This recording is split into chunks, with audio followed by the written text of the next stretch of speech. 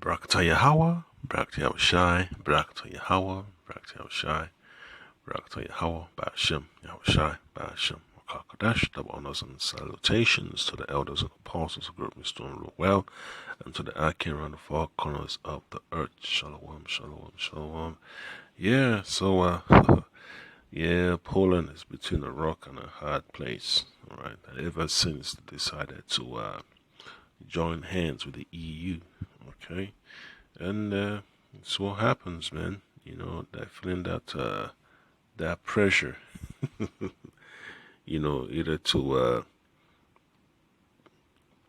go along with the agenda of the elites, for this so-called new world order, or they're gonna be left out there in the cold and abandoned, and sanctioned and all that stuff, and that's what happens, man. Because being part of the EU allows them to get favoritism, you know, when it comes to getting resources as per and businesses, man. They're able to tap in to the bigger markets, because the common markets, man. Having access to those markets is very, very important. All right, and people are in need of resources, man, to grow. So this what happens, man. And Poland is next to Germany, so you could imagine if you could imagine if Germany reduces their business transactions with Poland and decided to go elsewhere, with their with their technology and their funds and all that stuff. Okay. Yes, you can always take a look at a world map. The world map helps you understand what's really going on. You could take a good look and see how the world can be easily be manipulated. With the power of the elites. Okay, so it's just a fulfillment of prophecy, man. Reading the book of Daniel, the second chapter, tells you about the 10 toes. All right, and the 10 toes represent the EU. Okay, the European Union. All right. And when you read the book of Revelation, it tells you about the dragon that had the 7 heads and 10 horns. All right.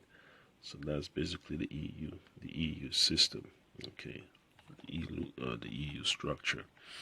Yeah. So it doesn't matter how much, how many countries they've added to the list, the foundation that the Lord set in place for them is still there. Okay. So I'm going to read from the. Let me look at this map real quick. All right. Yep. So Poland is just next door to Germany, and the capital of Germany is also next door to Poland. All right. And then you have Czech Republic next door. You have Denmark above Germany, Norway, Sweden just above, the Netherlands to the left of Germany, uh, Belgium to the left of Germany, and then you have France to the left of Germany. Italy is below Germany. You have Slovenia below Germany. You have Austria below Germany. Okay. Yeah, so always remember, man, whoever controls the flow of financial resources, how you say business transactions, basically could manipulate these governments to bend to their will, and that's Amalek for you, man. His whole idea is to gather the nations together and to manipulate them to do his will. right? So I'm going to read from the book of Daniel, chapter 2, all right? Daniel chapter 2, verses 40 to 43, all right? So it tells you that, and the fourth kingdom shall be strong as iron, all right, that's the Roman Empire. For as much as iron breaketh in pieces and subdueth all things, and as iron that breaketh all these, shall it break in pieces and bruise. Yeah, so the Roman Empire is a strong empire, man.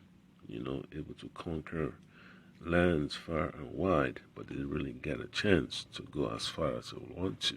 All right, and it's under the agenda of the American Empire. The American Empire, the British Empire, the French Empire, that they were able to extend their rulership towards the ends of the earth. And the American Empire, the British Empire, the French Empire, even the German Empire, combine all those together, they went far. They went farther than the Romans ever did. Okay, and then it says that the fourth kingdom shall be, and the fourth kingdom shall be strong as iron, for as much as iron breaketh in pieces and subdueth all things, and as iron that breaketh all these, shall it break in pieces and bruise. Right? And that's how they were able to conquer nations and secure the rights to their resources, whether it's in West Africa, South America, up in Canada, North American continent, uh, East Asia, and all that. That's how they're able to maintain their wealth, because they had the power to secure the transfer of resources from one end of the earth to the other, right? Uninterrupted power, and that's how they were able to build all that wealth, okay, that they're using to manipulate the world, okay. And whereas thou sawest the feet and toes, part of potter's clay and part of iron, the kingdom shall be divided. And that's what's going on, man. Esau's kingdom is divided because some of the countries in the EU are not as well off as Germany, England, France, the Netherlands, and include Switzerland in there, all right, and include England, okay, aka the UK. So whatever small country in the EU that's not really making it financially, they have to depend on these bigger countries, for access to equipment and resources, man. Construction equipment, you get that from Germany. When you're talking about building of ships and all that stuff, they could deal with, the Dutch, the the English, and Spain is not even doing as good as they would like to be, but nonetheless, they have to rely on the U.S. and the UK, even France, to back them up, right? Because their military might is not as superb as they want it to be, all right. So that shows you that they have to depend upon each other to stay afloat, okay. So the U.S. Backs up this agenda. They hold the relationship intact because they know that they want to have a successful business venture, have a substantial empire to last long. They have to back other countries up that are within that realm, okay, of the EU, okay. And when you have countries at the borders of EU, like Poland. The last countries at the edge of EU, they got to face that pressure of immigration. And you watch that video, you know, those countries that are not part of the EU, it shows you that they're going to be leaning towards Russia. And when they have that agenda with Russia, they always let those migrants, head up to the border of these EU countries, that basically the last or the first or the east or the west. So that's how messed up it's getting to be, and that Turkey also plays a major role too. All right, so from Turkey they could make it into Greece or go into Bulgaria, or Ukraine and all that stuff. So it's crazy, how messed up, this relationship is. That's why the scripture says, the Roman Empire shall be partly strong and partly weak. All right, and it's crazy, and for them to have the EU to grow to that extent, a lot of deals had to be made, bribery and corruption and all that stuff, favoritism, and it is what it is. So you can imagine, if the governance structure don't want to go along with the EU anymore, they have to build their own foundation, and it's hard, to start from the scratch, and being neglected, being blackballed, being blacklisted. So it's tough. It's basically like quitting your job to go start on your own, and then the banks don't want to hook you up with a good deal. The interest rate's gonna be high. Yeah, that's how the elites play ball, man. Strong arm tactics. All right. So it says, so the kingdom shall be partly strong and partly broken. All right. And the unity is not as there as they expect it to be. And that's just the will of the Lord, showing that whatever they have been planning is not going to be as effective as they want it to be, because the Lord has a better plan. And whereas thou sawest iron mixed with miry clay, they shall mingle themselves with the seed of men, but they shall not cleave one to another, even as iron is not mixed with clay. So whether they want to join hands, with other nations, as per conquering other nations, mixing with their women, mixing of philosophies, it's not going to benefit them at the end, because the Lord has already set up that foundation, to have some countries to be strong financially and some to be weak. All right, and it's just going to be rough, okay? But they shall not cleave one to another, even as iron is not mixed with clay. All right, so the people want to stay there, but at the same time they don't understand what they signed up for. All right, so let me play this clip real quick. Large crowds and EU flags are plenty in central Warsaw, and real fears for the country's future. We would like to stay in the European Union, and we are very afraid that we are going to the Polexit together with the government of Mr. Kaczynski and the others. Yeah. It's like a magician who is playing, a young magician who is playing with fire, and he doesn't know how to stop, so it can explode. So I think it's the same here. They don't really know what they do. Since the Constitutional Tribunal ruled on Thursday that foundational parts of EU law don't apply in Poland, opposition politicians and EU supporters have been mobilising. The turnout here reinforces a central point. Support for the European Union in Poland is overwhelming. Some 75 to 80% of the population. Not even the ruling Law and Justice Party really questions Poland's membership of the European Union. So it begs a question. Why is the government picking such a potentially dangerous fight with Brussels? We did invite Poland's government and supporters in the media to explain their position, but none took the opportunity. Yeah, and whatever they're trying to do is not really going to work out, man, because they got to choose sides. Either they stick with the EU or they stick with or they stick with Russia. Because those countries that are aligned with Russia are on the right side of Poland. Okay, so Poland's got its own how you say it, man. It's access to the sea, and it's gonna be tough, for them to either not take advantage of that option when they don't have any more deals with the EU concerning certain policies. And the policies of the EU are set by the elites, and that's what they are using to manipulate the social fabric of Poland.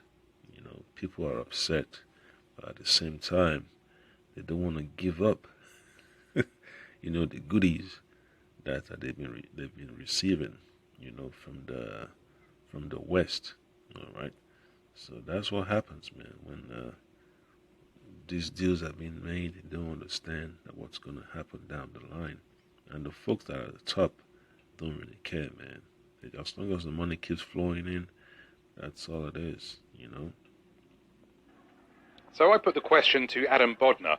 Until being ousted by the same tribunal that ruled against the EU, he was Poland's human rights ombudsman. It seems to me that government would simply like to accept, okay, we can take the money, we can take all those benefits, but please leave us alone when it comes to any pressure concerning the compliance with any European standards. But it is impossible, simply.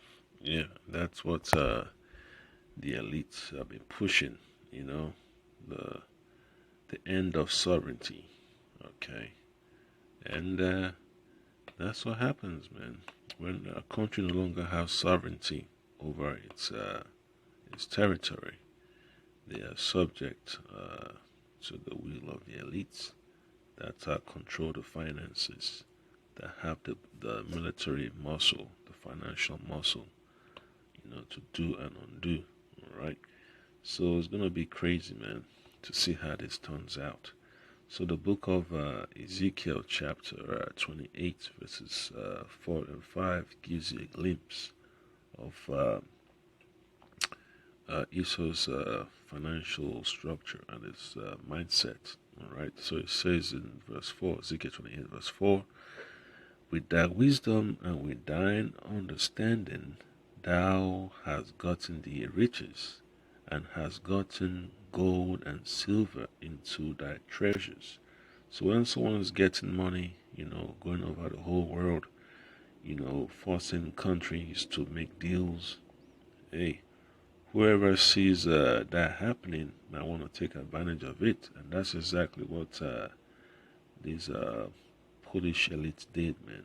They wanted to tap into the goodies that the stronger countries were having access to, because they basically want a piece of the pie. They want the crumbs, and when the crumbs get too good for their palate, for their taste, they just keep on latching on and asking for more.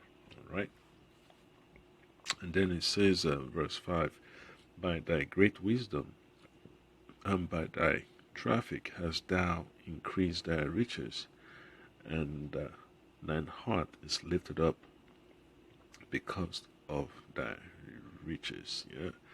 So when you have the big men on the block, always remember you're gonna have groupies, man, and the groupies wanna eat. And when the groupie wanna do his own thing on the side, man, the big boss on the block has to make changes, to the agenda. All right.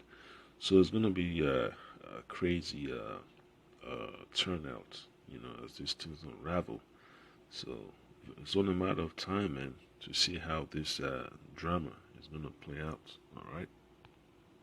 Because you cannot be at the same time member of the European Union and ignore basic rules of European integration. The EU is thinking about its response. It neither wants to let this slide nor worsen the dispute. We will react, of course, like we have done in the last weeks and months. You have seen that. Again, we are waiting now for new decisions. Yeah, so when the people join this EU, those are EU parliament members, you know, there has to be a pay to play. You know, that report came out years ago. Pay to play. You know, you could look it up. You know, it's all dirty politics. Money got to exchange hands for deals. You know, so they could get the votes that they want. Okay, so I'm going to read from the book of Job. Job chapter 18.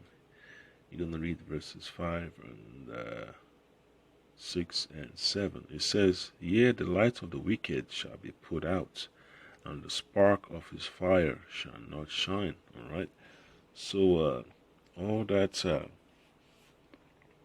promising image, you know, that positive outlook, optimistic outlook of their agenda is not looking any good anymore ever since this runner agenda has been revealed. You know, folks are beginning to push back. You know, they don't want they don't want these corporations to be dictating how their lives should be lived, and people are beginning to wake up. But at the same time, their country is tied in to the system, manipulated by these big corporations, you know, owned by the elites of this world. So it's going to cause a lot of division, okay? And then it says in verse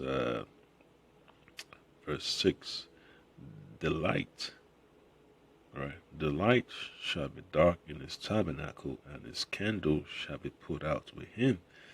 Yeah, so this is just the end of Esau's rulership, okay? Because once the wisdom, knowledge, and understanding for their governing structure vanishes, that's it. And the people are just going to be able to fend for themselves on their own, because the big countries are just going to, you know, go their own way, you know, and do what they want to do. And the smaller countries just going to have to fend for themselves, you know. They're going to have to do their own work. You know, what other major powers in Europe had done, you know, centuries ago, they will have to start, you know, see what they can do, you know, calling other foreign nations for deals. You know, we need these resources, man. You know, start calling African countries if they could get a deal, calling all these other Asian countries if they could get a deal on some shipments, on some resources, you know, and all that stuff. So it's just gonna get, you know, painstaking. How you say it, man? It's just gonna get rough. It's gonna get rough for them. Okay. Then verse 7 says, "The steps of his strength shall be straightened, and his own counsel shall cast him down." And that's how you know, empires fall. You know, when the smaller guy that's in a key position is no longer feeling the love, feel as if he's been strong armed to go, you know, go with the agenda to toe the line. You know, that creates an opening for the enemy, you know, to take advantage of. And that's exactly what is happening, you know. So the Poles are also feeling pressure from Russia because they have a Russian ally on their right side. Yeah, so it's gonna be crazy, man. You know, I know what's gonna happen. The CIA, you know, they'll have to do extra work, man. You know, they're gonna be working overtime. Yeah, and it's gonna be crazy, man. So you can imagine, you know, when the alliance is put to the test and the fracture, you know, the fracture lines are exposed. You know, whoever has a good deal for that moment is going to be able to, you know, get up in there real quick. All right. So this is just a downfall of the EU, the downfall of Esau's power structure. Just like the Lord Hamashiach Yahushua said, you know, he beheld Satan fall as lightning, the adversary fall as lightning. And that's the house of Edom. The house of Edom is in disarray, all right, because they are not filling the agenda for depopulation, you know. So it's gonna be crazy, to see how the chaos is gonna is gonna be directed. So Jeremiah chapter 49 verse 7 says, concerning Edom, thus said the Lord Yahweh Shemashah Kadash. That's about what? Is wisdom no more in Teman?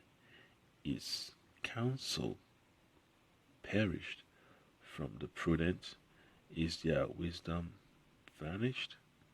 Yeah, so what's going to happen when Poland, decides to do their own thing and they start having, tensions in their society?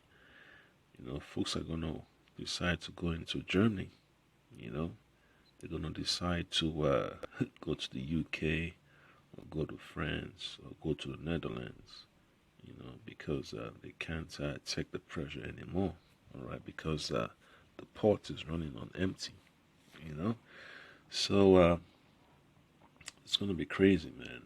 It's going to be crazy. That's the whole agenda of all this geopolitics, man, and this financial agenda. And, September, October, November, that's when the World Bank and IMF, they usually call countries together to come do some assessments and auditing, every single year, so that they could remain in good standing, all right? So it's going to get chaotic, man. That's why you pray that Lord Hamashaki, our shy, get us out of Babylon, in these last days and times. Shalom.